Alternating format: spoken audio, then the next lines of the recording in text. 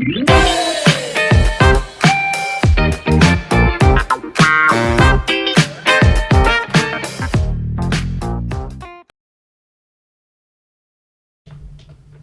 right.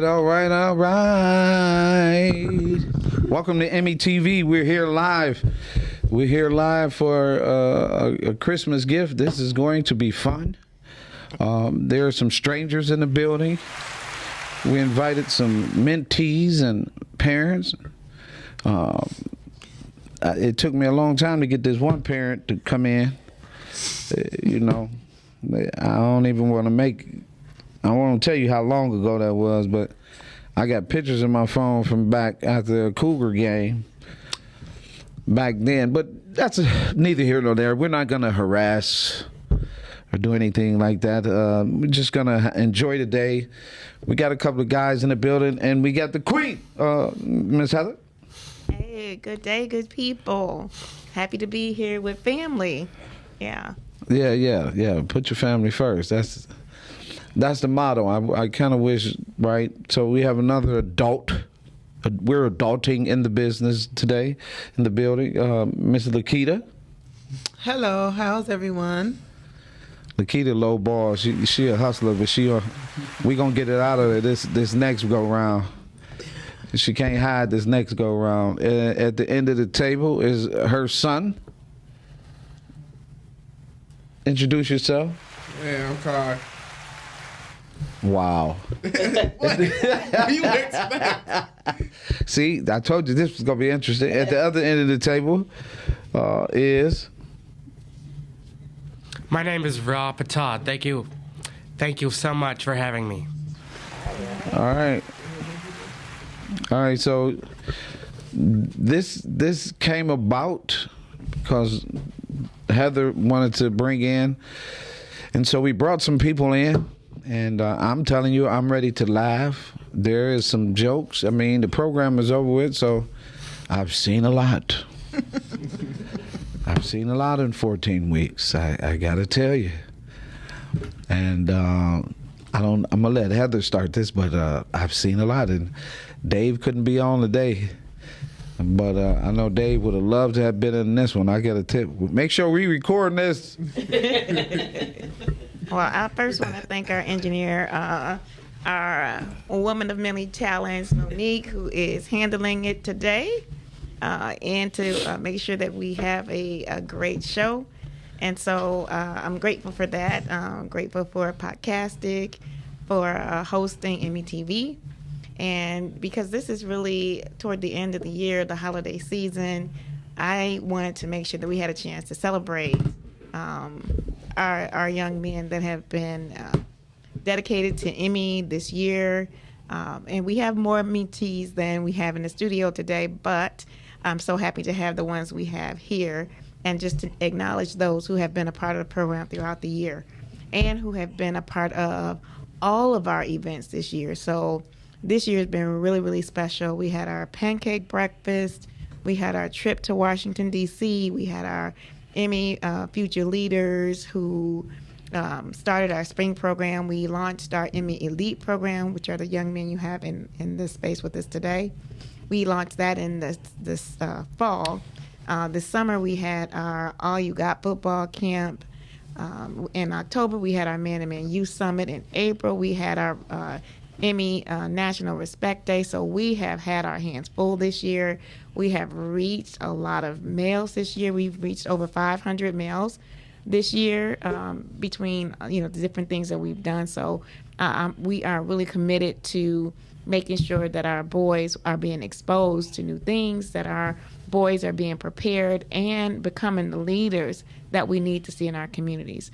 We so often see males in our community in their age range from 8. Our Emmy Future Leaders program is for 8 to 14-year-olds, and our Emmy Elite program is for 14 to 24. And so it's been an incredible year. There have been some things happening in our community, though, that don't show the promise and the potential of our boys. And so we need to change those images.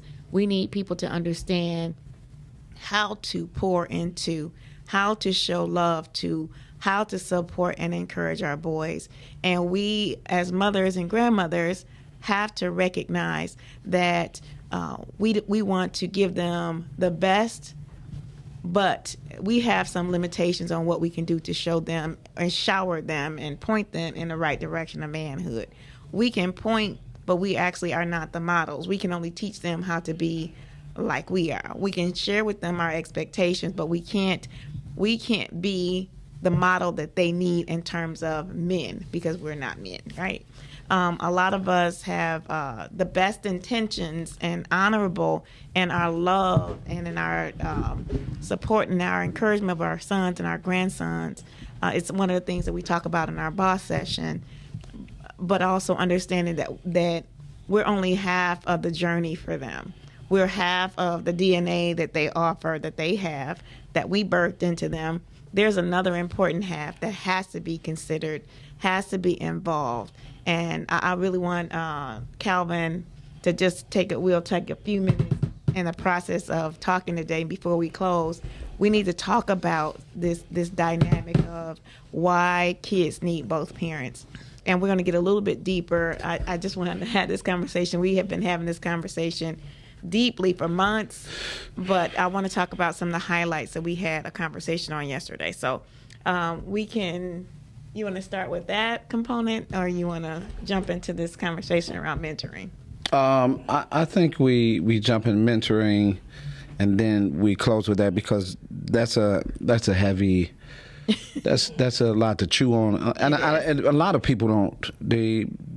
We're so quick to dismiss things that they would, we gonna have to explain this in a whole context, a whole show. And we'll definitely do that. Yeah, we're gonna have to work at that one. But yeah, let's talk mentoring. I want to smile. Okay, so let's go around the room and let's ask. The question is, and this is for you just to share your thoughts. Share a little bit what you think mentoring is. Ryan, you want to start? What do you think mentoring is? Well, I'm thinking mentoring is it's kind of like this encouraging type of way of showing people how they care for each other. Okay, that's a great answer. Kyle, you want to go next, please? So what do you think mentoring is? I think mentoring is...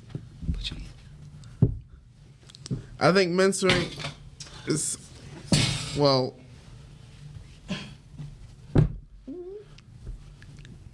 to tell the truth, I don't know. Okay. What has it meant to you? I mean, it means to me like a true leader, I might say, but also like educational. Okay, that's a good answer. Lakita, how about you? Mentoring is to give examples of how to become a leader. Okay. For the future of the young men. Okay. Calvin, how about you? This comes out of your vision. What were you envisioning when you thought about mentoring? Really, honestly, was the reason why I really started it was mentoring was needed. I saw it early. I saw it at 20, and because there were things that I didn't get, and I recognized right away if I didn't get some of these things.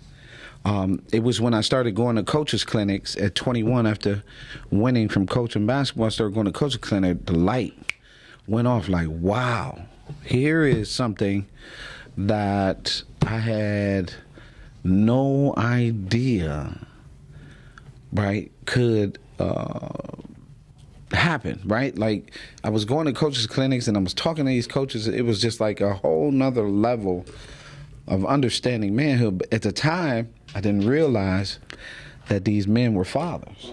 So their perspective on life was different. And so I was taking it all in, and I came back and I just started looking at people like it was all a facade. Like it just appeared to be fake. Everything appeared to be just fake. So here I am at 21, 22, And I'm going to war for these boys. Like, this guy, he got to be, nobody wants this kid, but he's going to be at least 6'6", right? Well, what can we do with him? Because we don't need him just walking around 6'6". We got to turn him into something. Here's a kid, he's 6'1". He probably looking at his parents, he might not grow. So I'm evaluating kids and saying, okay, this is the position you got to play at college. And so we started bringing the kids into basketball. So I started seeing and making sure that the kids had access, but there is a formula to you having access. There's a formula to you having success. And all of this stuff was developing over the 20 years of coaching high school basketball. So I kept seeing it, and I kept seeing it, and I kept seeing it. I'm like, who cares? Like, you know, but it's not like I'm the only person care, but it was just like, who cares? And so then it was, early on, it was boys and girls, it was kids, it was all in that. And I kept looking, and I was like, dang, the boys, they don't get, man, it was overwhelming. Like, they hating on these boys. It's bad. And so when you came and got involved, we was just like, hey, let's just focus on the boys, because every time we tried to do for girls, it just wasn't happening. The women and the girls was beefing. So he's like, okay. Then we tried it again, and I was like, nah, you come in, and, you know, we take the boys. And that's when I was saying to Victor, I was like, I think we just going to focus on these boys. We already was grabbing them in groups, 200, 350. We was grabbing boys, but as soon as here's what was shocking. As soon as we went to application, poof, as soon as we asked parents to come fill out the application, it was like, poof. And that was another sign, like, oh, so we don't even want to know where you at. We don't want to put you on application. Nothing. You don't want to help no data. We just like, poof, everybody was gone. And so we kept doing that process. And it means so much to me to be able to help a person get their dream. You know, what is their dream? We never asked them what truly is their dream, and then what is it going to take for them to get their dream? And so that's why I mentor, to help young men get their dreams, right? And it's not easy, and I don't try to be nice, right? I'm kind of hard, and I think that's what they need. They got plenty of kindness. We need to be a little harder. You know what I mean? So plenty of kindness. Yeah, they got. Like your nice way of saying nurturing. Yes, that's my nice way of saying nurturing. They've been, everything has been done. So for me, it's here's where I can help, and that's what mentoring means to me. And so I think mentoring is an important formal process.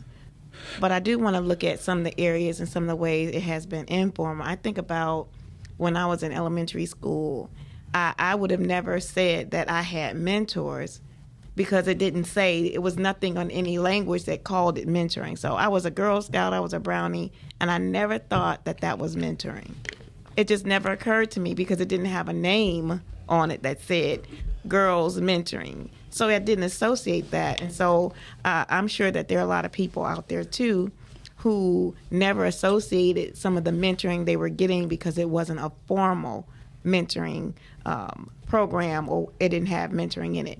When we had the bookmobile and the Playmobile come, and the play leaders were guiding you through how to jump rope or how to play basketball or how to play soccer, that was a form of mentoring.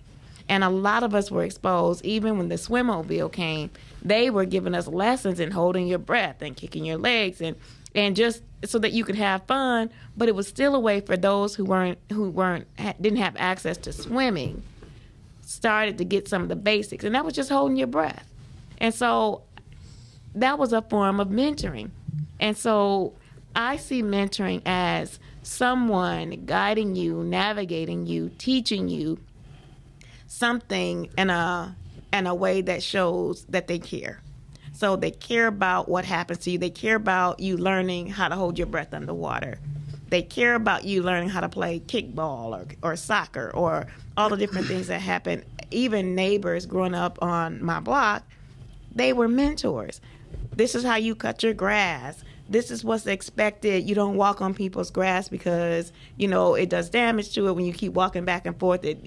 All of the different ways that people invested and pour into you, even if it's just saying, hello, did you go to school today? Did you have a good day at school? How's your report card? How are your grades? Those are easy ways. It's engagement, but that's the first step. The first step in mentoring is to engage. And even mentees, you guys are mentors. If you have little cousins, if you have brothers and sisters younger than you, you actually are a mentor, especially when you're taking the time to show that you care and you're showing or teaching them something maybe that they didn't know. And so I think it's important for us to broaden our lens around what mentoring is. There is a formal mentoring, like you guys are in a formal mentoring program. And what I mean by that is it's designed to guide you in certain steps of how you get to manhood. And so, and it's specifically shown by other men so that you have a model. So the questions that they ask during that time, the things that they talk to you about, they're asking you how you feel. They're sharing information with you to purposely guide and shape your thoughts and your ideas about yourself. That's another important part of mentoring. Again, and I think that because people haven't really associated that type of care with mentoring, we feel that it has to be a formal program. The first thing you have to do is care. The second thing you have to do is engage someone. And age is not a real factor in mentoring, because those who are mentored can also mentor. And so I think that's really important for us to understand when we talk about mentoring and looking at some of the more broader ways that we can see it and some of the things that we can do. A lot of people are scared to mentor. Well, I'm not a good role model, so I may not be able to mentor. Well, then the things that you don't want to see other young people do or that you had negative experiences with, you might want to share that and say, I want you to be this. I believe that you can be that. So when we start to uplift other people, I think that's an important part of mentoring. So with that being said, I have to agree with you, but I want to hear from the guys. Indeed. How about that, Mom? I'd like to hear, right? What was, because Kyle, you made some improvements on your push-up game, because when you came in the door, your push-up game was a little subpar. So you decided to do something. What did you do to improve your push-up game? By me improving, I actually had to try very hard to believe in myself and practice more often at home. When there's no one at home, just me by myself, like all the time. So that's how I improved my push-ups. Right. So you just worked on your push-ups. Rob, what was the toughest part of this session? Well, the toughest part of the session was, for me, that I had to leave. But the thing is that I actually did do my workout grateful until I got lots and lots of push-ups. Excuse me. Lots of push-ups done before I went into the program. Right. But what was the one thing, right? What was that one tough thing you both experienced this session besides the push-ups? The one tough thing that I wasn't able to do was mostly the pull-ups, but I tried my best to go through. So that's why I tried to practice more often with the pull-ups. Okay. And mostly with sit-ups too. Okay. I want to make sure that let's get that right. I got to get that on film. You gotta get that on film, really? Right. So, but that's it. What about the whole financial classes and all of that? I mean, I enjoyed it. During the stock conversation. Well, I kind of enjoyed the classes, I mean, it's a good thing about all the exercises that we actually been doing, that we stopped for a while, because it's actually every Sunday now. And I know it's also money, but I don't be on Mondays anymore. Right. So, for every Sunday, I practice doing push-ups and sit-ups like every night before I go into the program. See, you see, they remember the physical. Y'all notice they remember. We started talking about stocks and bonds. They went real left. Yeah, they went to the left part. So, Lakita, what improvements did you see? Right. Oh, for Kai, big improvements. Being responsible and not waiting for me to prepare meals for him anymore, and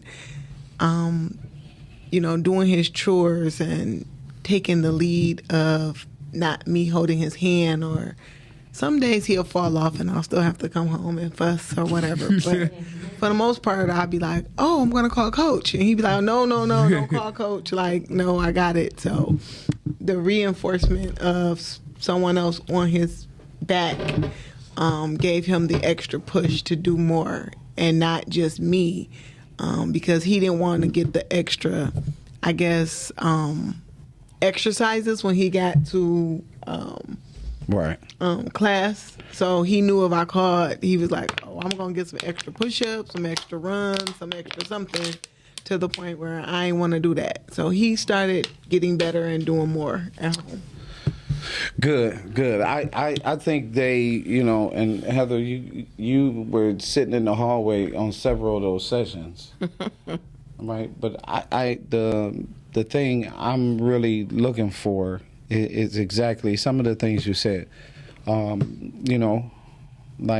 the cooking, the basic life skills, right? Understanding something happened, you go down, I go down, we go down. Can they actually fix a meal that we want to eat, or are we going to have to call Ghostbusters to put the meal out? You know what I mean?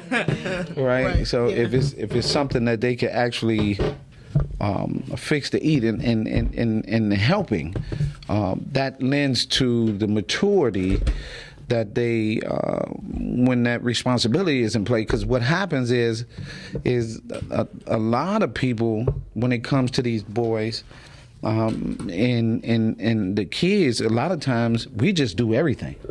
And that's true, Kelvin, because I was accustomed to calling home every day. Did you eat? Did you make you something to eat? Did you do the dishes? Did you do this? Did you do that? Like, I found myself being an automatic tape recorder for a lot of stuff. So when I now will call home, I'll be like, okay, do I need to stop and get something to eat? He'd be like, no, I ate. I'm like, well, what you eat? And he name off something he made. And yes, it's high in carbs, and I didn't like that part. But for the most part, at least I knew after working a whole 8-hour, 10-hour shift, I didn't have to come home and try to slave or figure out something to eat for them. Yeah, that's the thing that we, even with the 8 to 14s, right? That's the thing that we really instill with the mentoring program, right? You got to play a part, right? What part are you? We don't care your kids. We don't care. I don't care you're 5. I don't care you're 6. I don't care you're 7. I don't care you're 8. Your contribution has to be in the home. Right? You have to have a contribution in the home.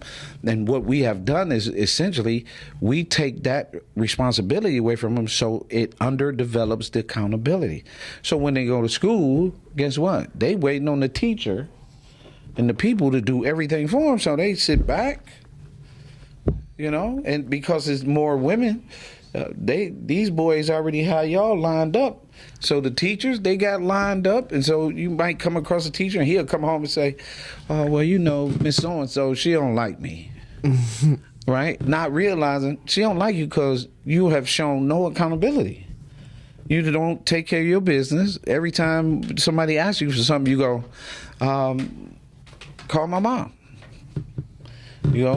Somebody asks you for something else, you'd be like, call my mom. Like, no, you need to answer this question. And so this is why mentoring is so important, and actually having fathers as the mentors. And that's very, very important to our work, right? Because we just, more and more that we out here and more we see, we're not on the level of the big brothers, big sisters, but they ain't on our level. Right. You see what I'm saying? And so for me and for us, we continue this work through the mail to the restoration of family. So I'm really glad that he stepped up.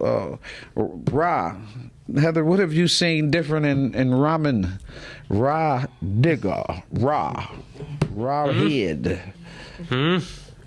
Well, I actually have seen quite a bit of improvement. Excuse me. This, I see a lot more independence. There's still some things that I am getting used to him showing independence on, but overall, he's been a lot more. He's been a lot more engaged. He's been a lot more focused and self-correcting. He does a lot of self-correcting. So when he realizes that, and you can just attempt to say something at this point, but when you start to, well, I say me, when I start to go in and say, well, did you do this? Yes, that's already done. I've already done that. So you don't have to ask me about that because I've gotten into the habit of doing it now, like getting ready for school in the morning. It's not a lot that I have to ask. Moving on to autopilot about warming up the car. That's big to me. I don't like to get in the car when it's cold. So warming up the car, packing up, all the things that we have to take, he takes it out to the car. He, opens up the gate. I mean, so it's a part of our family. He's an active part of our family. We had some restructuring around what Saturday mornings look like. So what we all have chores to do. And when he's done with his chores, now his question to me is, did you need me to do anything else? It's like, whoa. Yeah. And then he'll say, okay. And so it's not a lot. The resistance is much less. And he feels more like a part of the family that has some ownership in the family, which I think is a lot more different than when he was younger. He was expecting that you do everything. So now he's getting to a point where you can see him self-correct. You can see it changing and him being more responsible for the family and starting to really understand that it's a family that operates a house. It's not just mom, not just dad. It's a family that we have to work together. And so to see that improvement, that is, to me, that's one of the my favorite improvements. And with that, I guess we can close the show. No, I'm just kidding. Because that's everything to me, right? To hear the young men say these things and talk about these things, that's everything to me. To hear the parents, to hear you guys say that you see some of the change, and really to hone in the basics of that allows them to fly. That's why with mentoring, I think a lot of times we do a lot of mentoring where we hang on. No, they can always call back. Go ahead, fly, fall. You know what I mean? You out the nest, hit the ground, get up, fly again. Hit the ground, get up. Because every time you learn to bounce up off that ground, it's because of your fundamentals, right? If I can't get back up off the ground, if everything has been done. So that's the same thing with men in relationships. It's hard. I can't come into your life if I can't fulfill a need. Well, what good am I? If I'm just coming into your life and I ain't fulfilling it, you got everything done. So what I'm here for? And men, I ask that question like, what, you don't need me? You do everything. I don't need to be here. And so because you have not created a need, that's what the boy, the male, that's why we need both, right? And that's, I guess that segues into your topic. This is a very tough conversation, right? And everybody is going to, so I'm going to let you start and then I'll pour in, because this is really, and I appreciate you guys pouring in, but I think everybody should listen to this conversation that we're about to have, and this is just a small part of it in sharing. But my message for 2023 is all ingredients count. And I will be speaking and talking about that throughout 2023. But go ahead. I'm ready. I'm ready. So everything that we do in our program is really based on research, evidence-based, and then there's some data that we started to accumulate based on our experiences and things that we see. And so we started to make notes of these trends. And so it's a couple of things. So the first one, which you've heard me say on this show over and over again, about acceptable culture. So I just want to put this out there first, and then I'm going to get into really looking deeper into what our children are really made of. And so if you don't have any water, you might want to take a sip of water so this can really process. So when we talk about acceptable culture, we're talking about the things that start off in a family, that are the things, the behaviors, the values that everybody in the house agree to. And so you can agree verbally, or you can agree by not doing anything about it to change it, to add to it or take away. And so it becomes what's normal in your environment. And so what's normal is what we call the acceptable culture. We're not talking about what's good, bad, right, or wrong. We're just talking about what becomes normal in your household. What you start to accept at your household as normal, you then take, as a young person, you then take that out to your friends and to your community. You take it to school, you take it to work. So that acceptable culture extends in those spaces as well. And then as you become an adult, those same values and behaviors, if they're not corrected and not corrected in the environments where you spend your time, then it becomes acceptable culture there. Either somebody's going to accept how you behave, what your values are, and then it starts to extend. Then you start drawing in people who either have the same belief system or the same values. So now that acceptable culture keeps expanding and expanding outward into the circles and the spaces where you occupy. So that's important to note for this next point that we're going to talk about. So when you look at your children, you are looking at three people. You are looking at you in them, because embedded in their DNA is your imprint. Your imprint are the things that you've lived through, your decisions that you've made, and the choices that you made up to the point where your child was born. And this is, so one side of that, or 1/3 of that image that you see in your child is you. The next part of that child that's born is the other partner, the other parent. So you're looking at 50% of you and 50% of this other person coming together to make the child that you had together. It doesn't matter if it doesn't matter if it was intentional. It doesn't matter if it was planned. It is the result of your choice together that brings this child into the world, right? This seed into the world, whether it's a male child or a female child at this point. There's a difference that happens when there's a female child. Your female child, you'll see yourself in and them. And sometimes you don't see who you are in your mature state as a parent, but it's everything that led up to who you are up to the time that your child was born. That's whether it's male or female.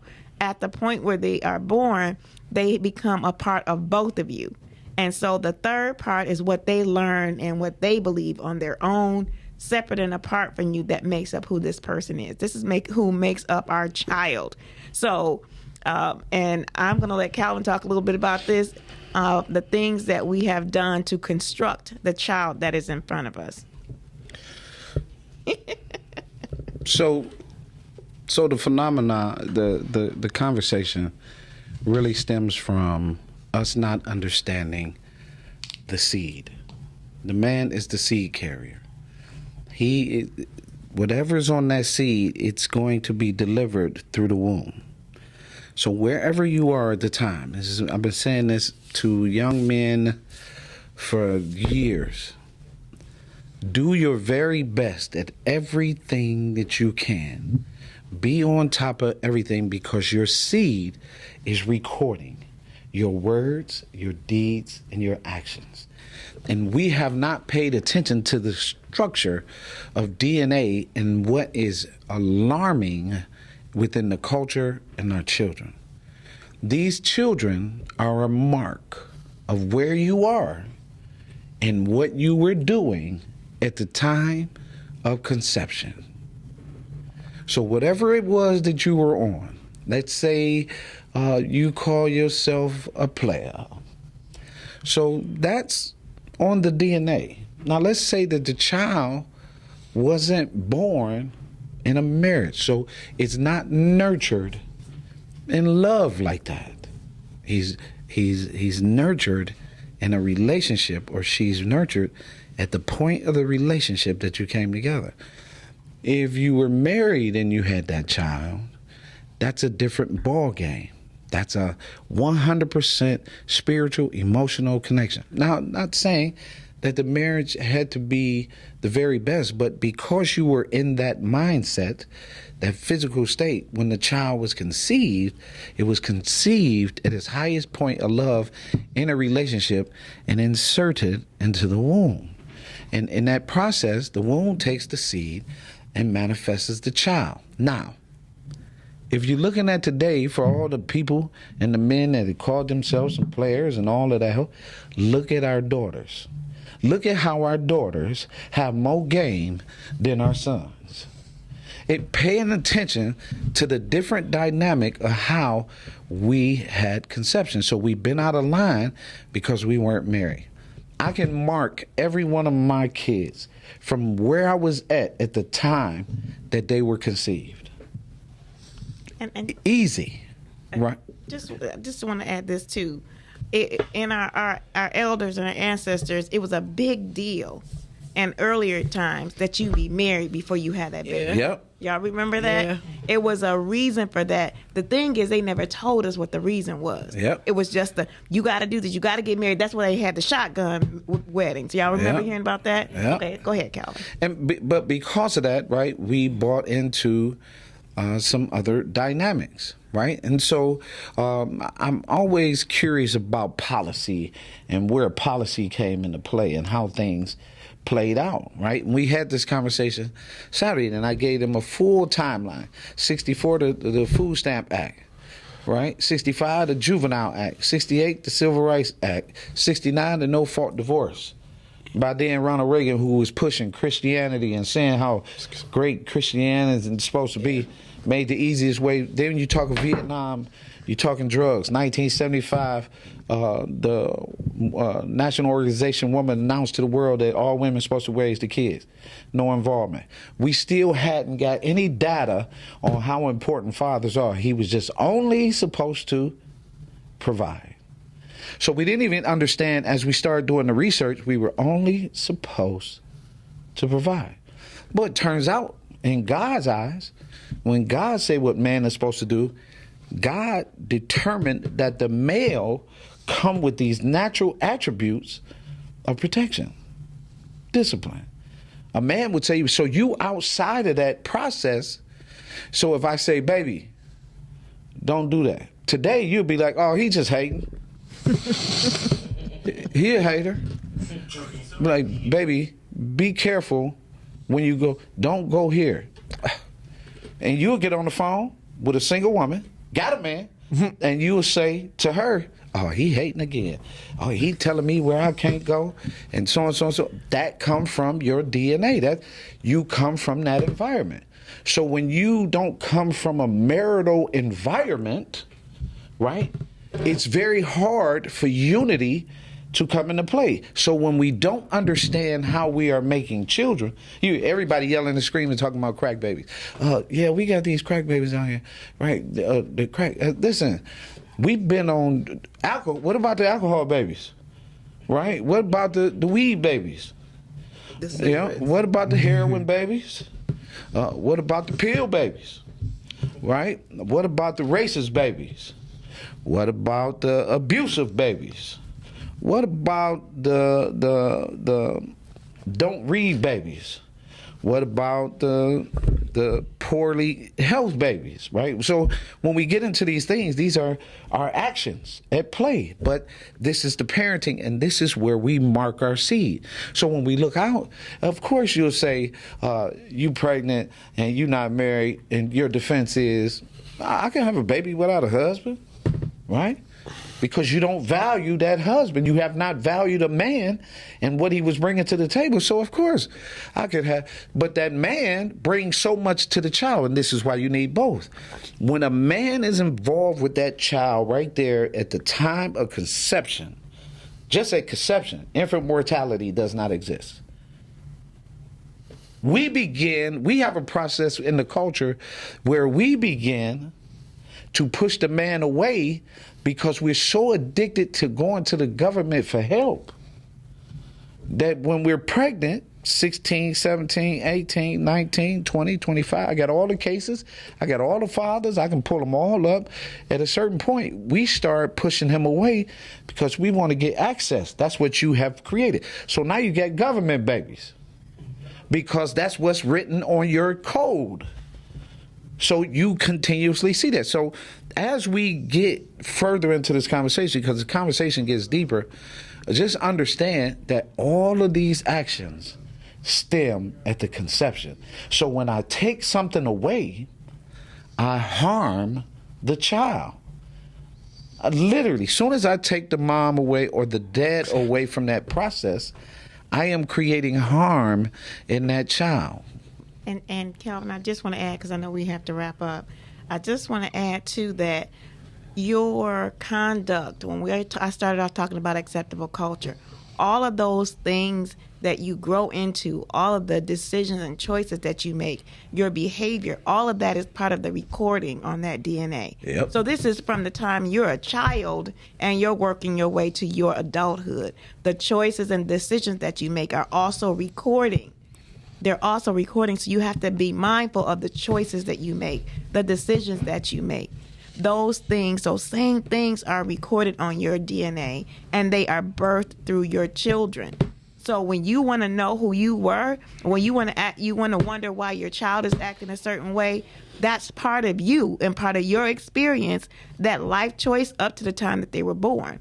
And that's also part of the other partner's lifestyle, all of those choices up to the time that they're born. So it's important for us to have good conduct. It's important. That's why all of the philosophies, the beliefs are all tied to that. That's why it's honor your mother and your father so that you live longer. All of those phrases, all those things we were taught, we were just never taught the real impact of it. So you got to understand, we're going to have a good conversation about this next year. They didn't know, but here's the last piece of that puzzle, though. The man, I'm the seed carrier. If I don't shoot, you can't conceive. So me, when my seed goes in, my seed, if it's a boy, is marked on the boy. My seed, when it goes in, if it's a girl, is marked on the girl. You have always said, you act just like your daddy.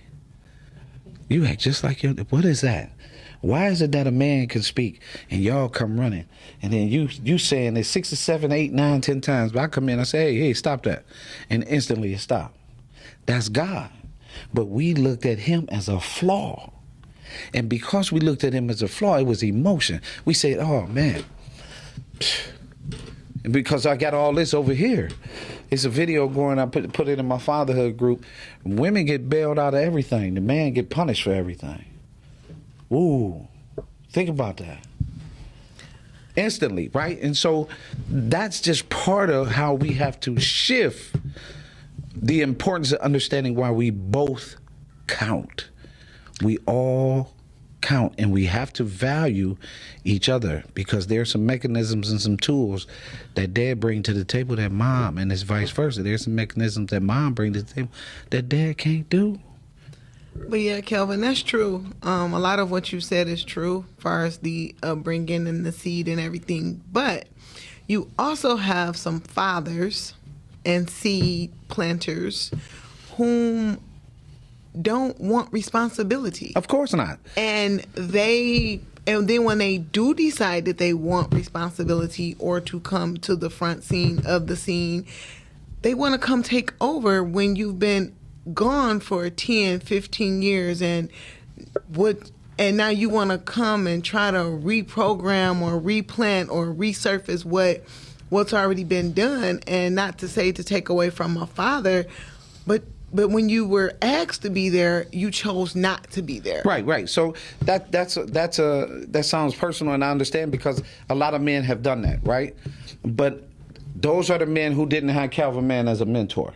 Those are the men who did not even understand, who was not even taught to be accountable. He was taught. There are a lot of men that the only thing that we taught these men, and it's no excuse because everybody can read a book. You can get better by reading a book. Picking up a book and learning how to be a better person is also cognitive and it's healthy and it'll help you, right? So everybody can get better by reading a book and self-improvement. What has happened is that the vernacular is become acceptable. That's what she was saying. The acceptable culture of being able to walk away. But listen, because he walked away, all you got to do is look at his life. That's why he had to come back. I never forget when my dad, who went through a ton, got 7 kids, came back to ask for forgiveness. I'll never forget this, right? And so he came back to ask for forgiveness. He came, he's like, listen, I messed up, I apologize and I need this because I want to really turn right because I had gone through sowing a bunch of sin and mess and problems and issues, right? Because I was distracted. I was trying to be something I wasn't supposed to be. It's all of these things. And he said, I want to apologize. Immediately, I forgave him. Some of them immediately turned to the emotion, right? Well, no, he got to show me. Some of them, man, I ain't even bought, right? This is a deep run. You got 7 kids here, right?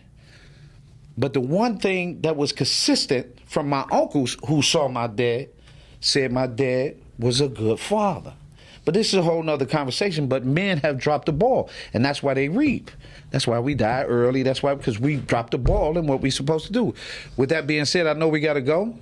I was about to. That's why I didn't want to see why Lakini. See why I didn't want to get into. Yeah, but you see why I didn't want to. Because it's a chain of not just one piece. No, it's a chain of all pieces. All pieces. And sometimes when you don't know better, you got to do better. Yeah. Because I remember at one point when someone asked me to forgive them for the mistakes that they've made. Right. So I had to forgive them in order to walk a blessed life. Yeah, forgiveness is for you. Heather, hey, guys, thanks for coming. Rahid and Kai. No, come on. My guys, Emmy Future Leaders Elite, thank you for coming. Thank you. Lakita, Heather, please tell the people where they can meet you at, where they can see you at and be with you at. And you can reach me at www.yourinspiredjourney.com, and you can reach me by phone at 313-759-7855. So Heather's trying to be shy. I'm telling you, ladies, get you some sessions so you can catch some blessings at yourinspiredjourney.com. Get you some sessions in because you need to get some of that stuff off your path, and you can learn better and do better, and it's worth it, and you better do it because the ticket is going up. With that being said, my name is Calvin Mann. You can always catch me at Emmy TV. You can catch me at EMIWorld.com. I'm on Facebook. I'm on IG. Right, I'm constantly marketing. I'm about to drop some dope smash suicide videos in 2023. Shout out to Flynn Foundation for showing us love, and CNS Healthcare for showing us love on our smash suicide campaign. With that being said, I just got one thing to say. Put your family first. God bless you, and peace.